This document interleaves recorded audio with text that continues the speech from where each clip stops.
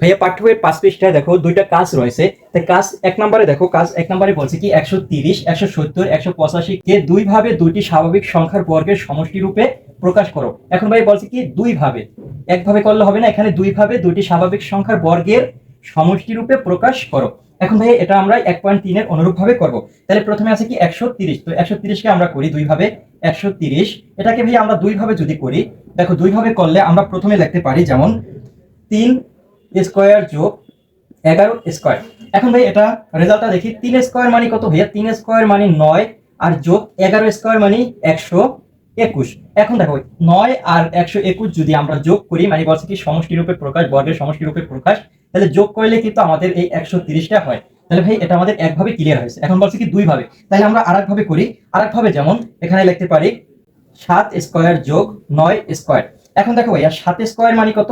7 square মানে 49 যোগ আর 9 square মানে 81। এখন দেখো 81 আর তোমরা যদি 49 যোগ করো, সেক্ষেত্রে কিন্তু আমাদের 130টা আসে। তাহলে ভাই 130 এর দুই ভাবে দুটি বর্গের স্বাভাবিক রূপে প্রকাশ কি, বর্গের সমষ্টি স্বাভাবিক রূপে প্রকাশ হলো এটা ভাইয়া। তারপর দেখো আমরা 170টা করি। 170 আমরা দুই ভাবে করি, যেমন 170 এটাকে আমরা করি। তাহলে ভাইয়া প্রথমে এটা লেখা যায় 1 স্কয়ার যোগ 13 স্কয়ার। এখন দেখো 1 স্কয়ার মানে কত ভাইয়া? 1 স্কয়ার মানে 1 স্কয়ার মানে 1 যোগ আর 13 স্কয়ার মানে হলো ভাইয়া 169। তাহলে 169 আর 1 যোগ করলে কিন্তু আমাদের 170 হয়। তাহলে এটা কি আমাদের একভাবে ক্লিয়ার হয়েছে। ভাইয়া আমরা আরেকভাবে করি, দেখো 7 স্কয়ার, এখানে লিখতে পারি 7 স্কয়ার যোগ 11 স্কয়ার। এখন 7 স্কয়ারের মান কত ভাইয়া? 7 এর উপরে স্কয়ার মানে 49 যোগ আর 11 স্কয়ার ভাইয়া 121। তাহলে 121 আর যদি 49 যোগ করি, সেক্ষেত্রে কিন্তু আমাদের 170 হয়। তাহলে 170 এর দুই ভাবে আমাদের করা হয়েছে। এখন দেখো আমরা করবে 185। আমরা সামনে করি 185।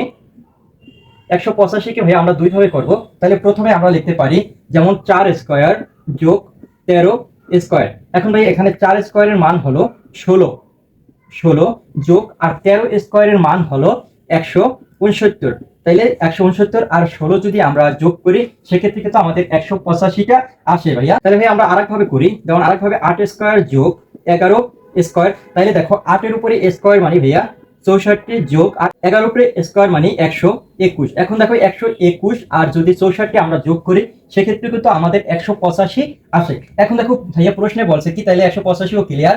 130, 170, 185 কে দুই ভাবে দুটি স্বাভাবিক সংখ্যার বর্গের সমষ্টি রূপে প্রকাশ। তাহলে ভাই একটি স্বাভাবিক সংখ্যা, একটি স্বাভাবিক সংখ্যা এই বর্গের সমষ্টি রূপে, বর্গের সমষ্টি রূপে প্রকাশ করছি। এখন বলছে দুই ভাবে, তাহলে এই একভাবে করছি, একভাবে করছি।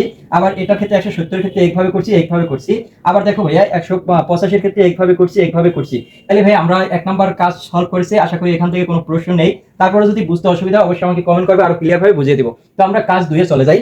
এখন ভাইয়া কাজ 2তে দেখো, কাজ 2তে দেওয়া আছে 325 কে তিনটি ভিন্ন উপায়ে দুইটি স্বাভাবিক সংখ্যার বর্গের সমষ্টি রূপে প্রকাশ করো। এখন ভাইয়া আগে আমরা কাজ 1 এ দুই ভাবে করেছি, আর কাজ 2তে আমরা কি 3 ভাবে করব। তাহলে ভাই আমাদের আছে কত? 325। এখন 325 কে আমাদের 3 ভাবে ভাইয়া করতে হবে। তাহলে আমরা 3 ভাবে এটাকে করি। যেমন ভাইয়া প্রথমে আমরা এটাকে করতে পারি যেমন 1 স্কয়ার যোগ 18 স্কয়ার।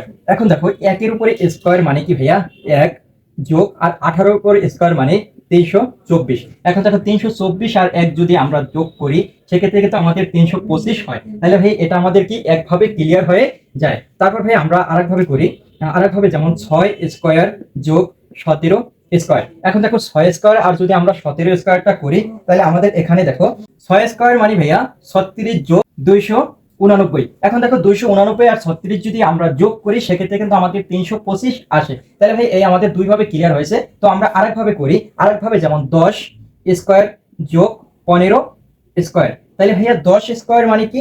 10 স্কয়ার মানে আমরা এখানে লিখতে পারি 100 যোগ আর 15 স্কয়ার মানে ভাইয়া 225। এখন দেখো 225 আর 100 যদি যোগ করি, সেক্ষেত্রে কিন্তু আমাদের 325 হয়। তাই ভাই বলছে কি প্রশ্নে যে 325 কে তিনটি ভিন্ন উপায়ে দুইটি স্বাভাবিক সংখ্যার বর্গের সমষ্টি রূপে প্রকাশ করো। তাহলে ভাই এই আমরা 3 ভাবে করেছি। দেখো এই যে একটা স্বাভাবিক সংখ্যা এর বর্গ, এই উপরে বর্গ আর নিচে যোগ মানে কি ভাইয়া সমষ্টি রূপে প্রকাশ। তাহলে ভাই আশা করি এই কাজ 1 আর 2 তোমরা ক্লিয়ারলি বুঝতে পেরেছো। তারপরে যদি বুঝতে অসুবিধা হয় অবশ্যই আমাকে কমেন্ট করবে, আরো ক্লিয়ার ভাবে বুঝিয়ে দেবো।